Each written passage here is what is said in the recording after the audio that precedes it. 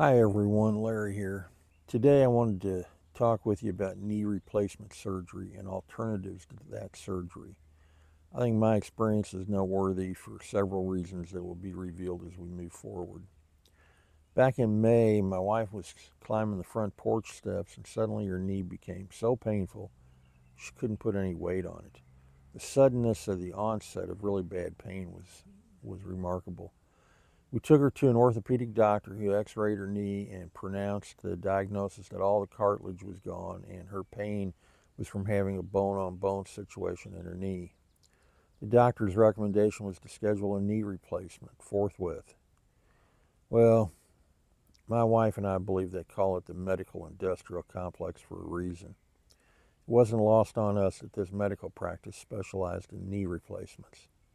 One thing that bugged me is why they didn't x ray the other knee to determine its condition as well. My thought was if one knee is totally worn out, how far behind could the other knee be? More on that later. We inquired of the doctor about alternatives to knee replacement. Her response was to rehab the knee to make it stronger, to take some of the load off the joint, cortisone to kill the pain.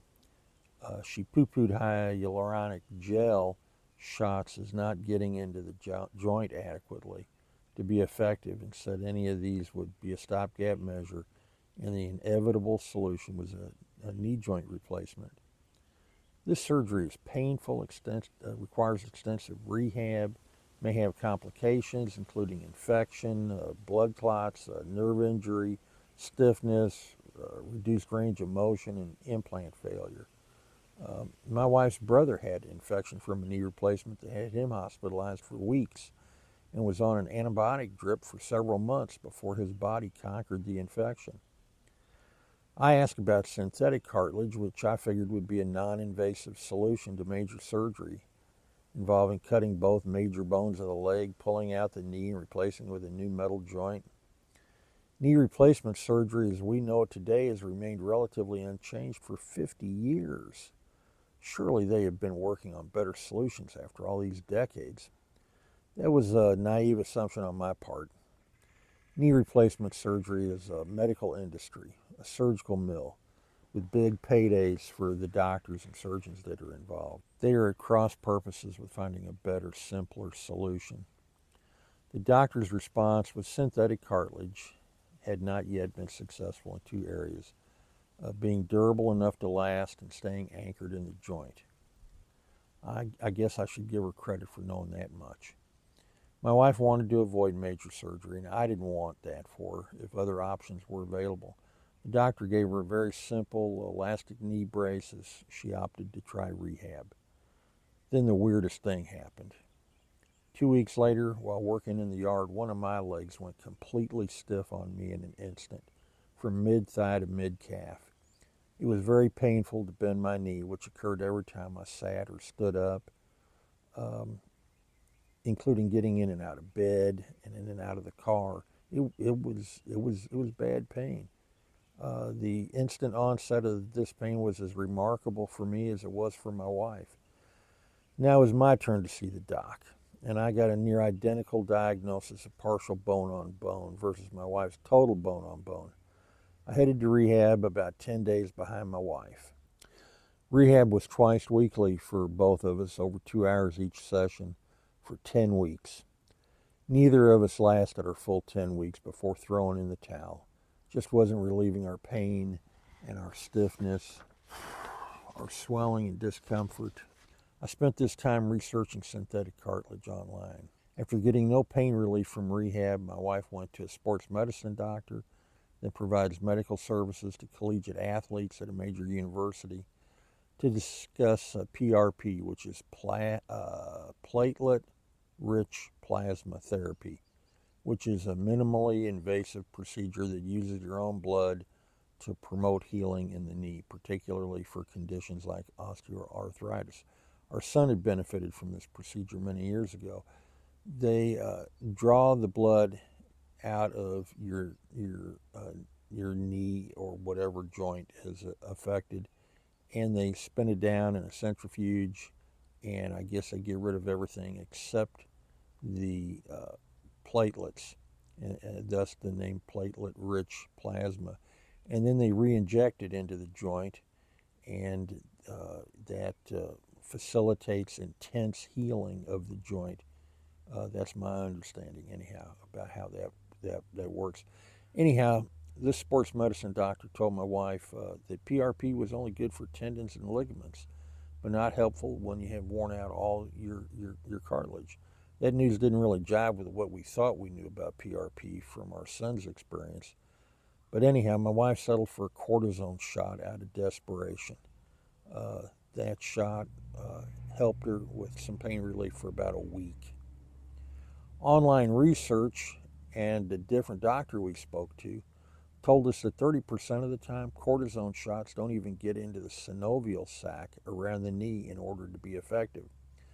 That's likely why my wife's shot only lasted a week. The doctor missed her mark. I told this doctor that if any other sector of the economy missed the mark 30% of the time, every service provider would be out of business. Auto mechanics, plumbers, heating and air conditioning contractors, electricians, uh, if they got it wrong 30% of the time, they wouldn't have any customers. They wouldn't have any business. They'd have a terrible reputation. Yet doctors deliver cortisone shots, getting it wrong 30% of the time, but they still get paid thanks to insurance. This is pathetic. Um, Let me get back on topic here. Uh, what I learned over these months was there have been encouraging developments in synthetic cartilage. I got the following off the internet. Duke University Labs has pioneered a hydrogel-based cartilage replacement. The hydrogel implant exhibits 26% greater tensile strength and 66% higher compression resistance compared to natural cartilage, addressing one of the primary challenges in artificial cartilage development. The revolutionary material combines cellulose fibers with polyvinyl alcohol in a sophisticated structure that mimics natural cartilage architecture. The cellulose fibers function similarly to collagen, providing tensile strength, while the polyvinyl alcohol ensures elastic recovery. Despite being 60% water, the resulting jello-like substance demonstrates exceptional durability. A key innovation lies in the implant's attachment mechanism. The researchers developed a secure fixation method involving cementing and clamping the hydrogel to a titanium base, which is then anchored into the affected joint area. This design addresses previous challenges with synthetic cartilage stability and retention, both issues that my wife's original doctor that diagnosed her knee with having osteoarthritis alluded to when I brought up synthetic cartilage to her. Sparta Biomedical, the company partnering in the implant's development with Duke University, initiated human clinical trials in 2023 following successful testing in sheep. Other reports online show human trials began in September 2024 in Colombia, South America, and the Dominican Republic. This innovative solution has the trade name of ORMI, ORMI, and was developed for market by Sparta Biomedical.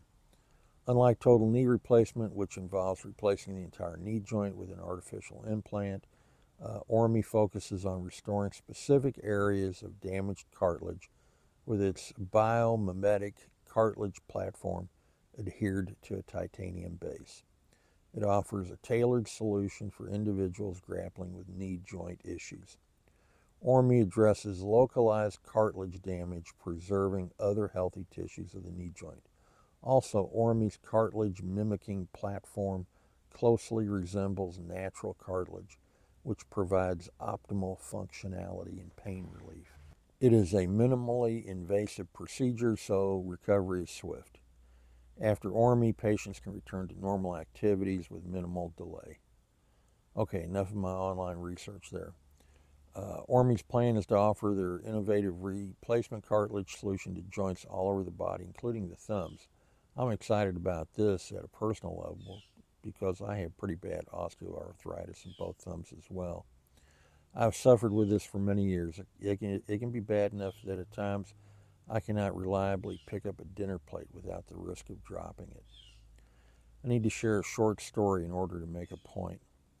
I was diagnosed with sleep apnea over 15 years ago. I've suffered through 3 generations of sleep machines during that time and quit the first 2 solutions after mighty struggles with both. I've gone from CPAP to BiPAP, and the 3rd generation solution seems to finally be working for me. It's not perfect, but I've been able to stick with it. When I asked my sleep doctor why I had finally met with success, he told me, technology has finally caught up to you. Advancements and improvements in the equipment have resulted in a solution I can tolerate today. That is exactly what my wife and I are looking to achieve with the whole knee replacement problem we're suffering. We want to buy ourselves time for the technology of ORME to catch up to us and offer us an alternative to invasive major surgery, and I think we found it. My online research turned up the Arthritis and Knee Pain Center in our nearest big city. Studying their website, looking at their reviews online, and figuring we had nothing to lose with a free consult and everything to gain, we made an appointment for both of us. We got in within a week, and our free consult included x-rays of both our knees, a reading of those x-rays with a nurse practitioner, and a consult with her about a treatment plan, and a meeting with her finance person to get an on-the-spot determination of what our Medicare Advantage plan would cover and what our out-of-pocket cost would be. By getting both knees x-rayed, we determined that we had a similar diagnosis in our, quote, good leg as well. That leg just hadn't failed us yet, like the leg each of us were limping on. We decided to jump in and pursue pain relief for both our knees, and our treatment plan was underway within a week. Their solution is to use a fluoroscope, which is a mini x-ray-like machine throughout the process. They apply topical lidocaine to numb your skin, then stick one needle into your knee while watching what they're doing on the fluoroscope, and inject a bit of contrast dye to make sure they're in the synovial sac around the knee.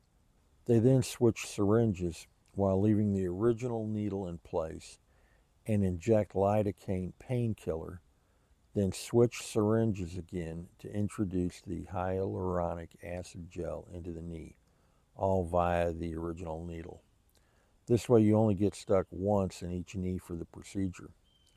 Based upon our individual circumstances, we are receiving 7 injections over 7 weeks. The first 2 weeks we received an injection of Toradol, which is a powerful NSAID, an anti-inflammatory, instead of the hyaluronic acid gel. That helped both of us with pain relief and started working within 30 minutes of injection. The remaining 5 injections will be with the hyaluronic acid, which is a naturally occurring substance in the body and used in many diverse markets, both inside and outside the medical community. Some women use hyaluronic acid in their cosmetics to try and hydrate the skin better. It's sometimes used to plump lips on ladies. 3 to 5 shots of the gel are typical, and 5 shots were recommended for both my wife and myself. I suspect that had something to do with how bad our osteoarthritis was. We were told to expect pain relief to begin after shot 3 of the gel, and that's exactly what happened. Within 24 hours after the 3rd shot, we were both more mobile and had a significant reduction in knee pain. We have 2 more injections of the gel to go, and then can expect it to take up to 6 weeks for maximum benefit to occur. How long this works for us remains to be seen. We're hopeful that we will have significant pain relief for a year or longer.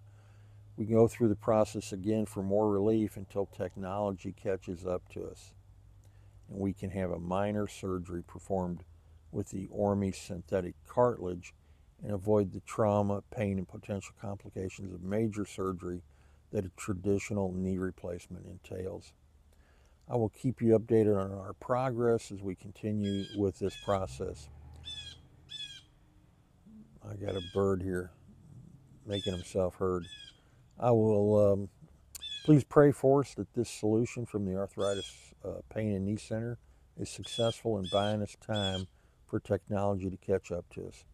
If this video has been helpful to you, please like and subscribe for more about life after 60. Thank you.